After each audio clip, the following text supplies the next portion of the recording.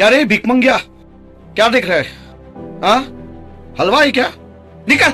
আরে দাঁড়ান দাঁড়ান, আপনি ভিখিরি নাকি যে বেরিয়ে যাচ্ছেন? অদ্ভুত তো।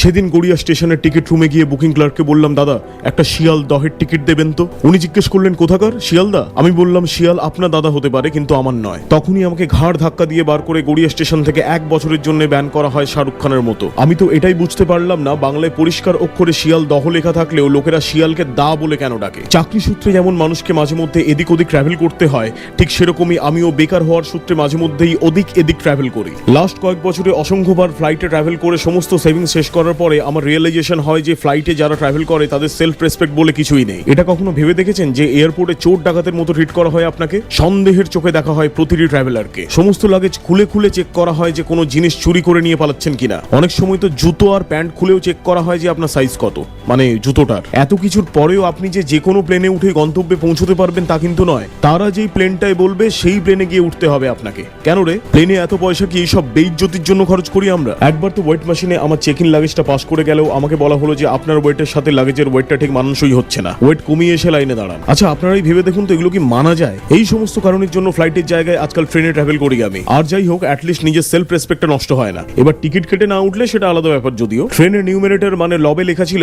1 2 3 1 3, মূর্খরা এটা জানে না যে 1 2 3 এর পরে 4 5 হয়, 1 3 নয়।